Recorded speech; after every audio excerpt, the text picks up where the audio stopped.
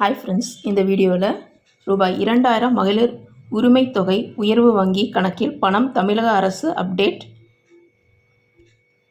2021 தமிழ்நாடு சட்டப்பேரவை தேர்தலில் திமுக மீண்டும் ஆட்சியை பிடிக்க மிக முக்கிய காரணங்களில் ஒன்றான அமைந்தது கலைஞர் மகளிர் உரிமை தொகை திட்டம்.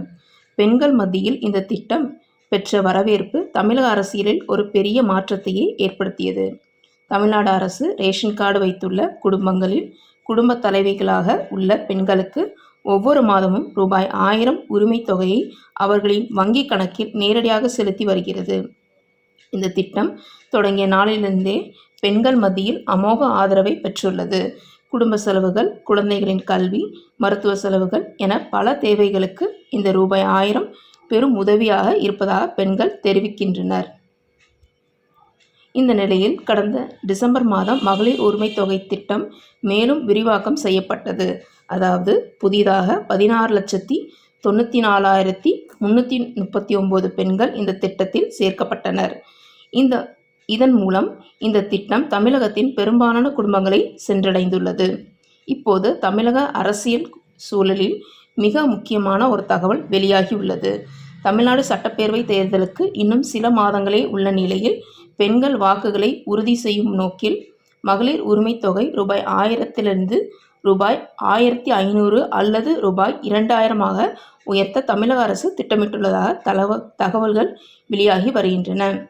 இந்த தகவல்களுக்கு மேலும் வலு சேர்க்கும் வகையில் தமிழகத்தின் மூத்த அமைச்சர் துரைமுருகன் சமீபத்தில் வேலூர் மாவட்டம் காட்பாடியில் நடைபெற்ற நிகழ்ச்சி ஒன்றில் பேசியபோது மகளிர் உரிமை தொகை உயருகிறது, இதற்கான அறிவிப்பு விரைவில் வெளியாகும் என்று பெண்களுக்கு மகிழ்ச்சியான செய்தியை கூறியுள்ளார். இதற்கு முன்பாகவே அமைச்சர் பெரியசாமியும் மகளிர் உரிமை தொகை உயர்த்தி வழங்கப்படுவது குறித்து பொதுவெளியில் பேசியிருந்தது குறிப்பிடத்தக்கது. இரு மூத்த அமைச்சர்களின் இந்த உறுதிப்படுத்துதலால் மகளிர் உரிமை தொகை உயர்வு தொடர்பான அதிகாரப்பூர்வ அறிவிப்பு மிக விரைவில் வெளியாகலாம் என்று எதிர்பார்ப்பு உருவாகியுள்ளது. அதே நேரத்தில் எதிர்க்கட்சியான அதிமுகவும் வரவிருக்கும் சட்டப்பேரவை தேர்தலுக்கான வாக்குறுதிகளில் பெண்களுக்கு ரூபாய் 2000 உரிமை தொகை வழங்கப்படும் என்று அறிவித்துள்ளது.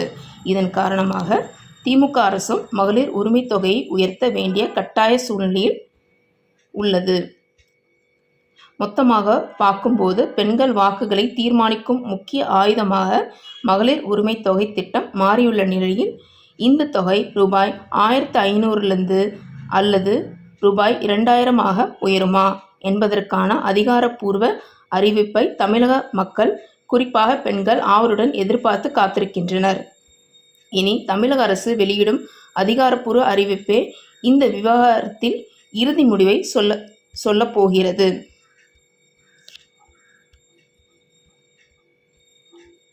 ஃப்ரெண்ட்ஸ், இந்த வீடியோ பிடிச்சிருந்தால் லைக் பண்ணுங்கள், நம்ம சேனலை சப்ஸ்கிரைப் பண்ணுங்கள்.